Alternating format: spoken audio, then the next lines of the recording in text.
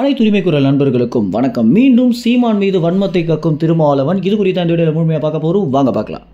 பாராளுமன்றத்தில் போயிட்டு சீமான் இந்தந்த விஷயங்களை பேசணும் அப்படின்னு பேட்டி மட்டும் கொடுத்துட்டு வந்துட்டு இருக்காரு. ஒருவேளை ஒரு பாராளுமன்றத்தில் இப்படி பேசிட்டா நிச்சயமாக சீமான் மேலே ஒரு பெரிய தாக்குதலே நடக்கும் அப்படின்னு தன்னுடைய வன்மத்தை பார்த்தீங்கன்னா திருமாவளவன் கக்கியிருக்காரு. பொதுவாகவே நாம் தமிழர் கட்சியுடைய நிர்வாகிகளும் சரி சீமானும் சரி அரசு அதிகாரிகளுக்கு சொல்லக்கூடிய ஒரு விஷயம் என்ன அப்படின்னா, தமிழ்நாட்டு மக்களுக்கு எதனால துரோகம் பண்றீங்க அப்படின்ற ஒரு விஷயம் தான். தமிழ்நாட்டுக்கு என்ன தேவை அப்படின்றத புரியாமலே நீங்க பண்ணக்கூடிய அரசியல் அப்படின்றது நீங்க எத்தனை வருஷம் ஆனாலும் தமிழ்நாட்டு மக்கள் மத்தியில ஒரு பெரிய தாக்கத்தை ஏற்படுத்தாது அப்படின்றதான் சீமானும் நாம் தமிழர் கட்சியுடைய நிர்வாகிகளும் சொல்லக்கூடிய விஷயமாக இருக்கு. இந்த ஒரு விஷயம் குறித்து ரொம்ப நாளாகவே எந்த ஒரு பேச்சுவார்த்தையுமே இல்லாமல் இருந்த திருமாவளவன் தற்போது யாருமே எதிர்பாராத விதமாக சீமான் மேலேயும் நாம் தமிழர் கட்சி நிர்வாகிகள் மேலேயும் இருக்கக்கூடிய வன்மத்தை ரொம்ப வெளிப்படையாகவே கக்கியிருக்காரு.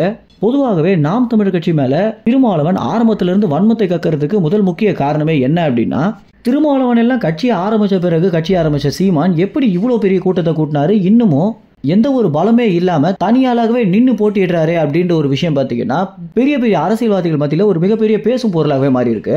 ஒரு தனி நபர் எப்படி 35 லட்சம் வாக்குகளை வாங்க முடியும், அதுவும் நம்ம கூட்டணி கட்சியாக இருக்கும் போதே நம்ம கட்சிக்கு அவ்வளவு வாக்குகள் வரலையே அப்படின்றதா இவங்களுக்கு இருக்கக்கூடிய ஒரு மிகப்பெரிய கோபம்னே சொல்லலாம். இப்படி இருக்க பல இடங்கள்ல சீமானை குறித்து அவதூறு பரப்பிய திருமாவளவன் மறைமுகமாக சொல்லியிருந்தாலும் இந்த வாட்டி பாத்தீங்கன்னா நாம் தமிழர் கட்சி அப்படின்னு நேரடியாகவே கட்சி பேரை குறிப்பிட்டு சொல்லியிருக்காரு. இது விசிக கட்சியில் இருக்கக்கூடிய ஒரு சில இளைஞர்களே ரொம்ப கோபப்படுத்திருக்கு அப்படின்னே சொல்லலாம். ஏன்னா என்னதான் அவங்க விசிக கட்சியில இருந்தாலும் நாம் தமிழர் கட்சி மேல அவங்களுக்கு அதிகப்படியான பாசம் இருக்கு அப்படின்றத ஒத்துக்கிட்டே ஆகணும். மேலும் இந்த ஒரு தகவல் குறித்து என்ன நினைக்கிறீங்க அப்படின்னும், இந்த மாதிரி சீமான் மேல தொடர்ச்சியாக வன்மத்தை காக்கக்கூடிய திருமாவளவன் குறித்து என்ன நினைக்கிறீங்க அப்படின்றது உங்க கமெண்ட்ஸ்ல தெரிவிங்க. நன்றி, வணக்கம்.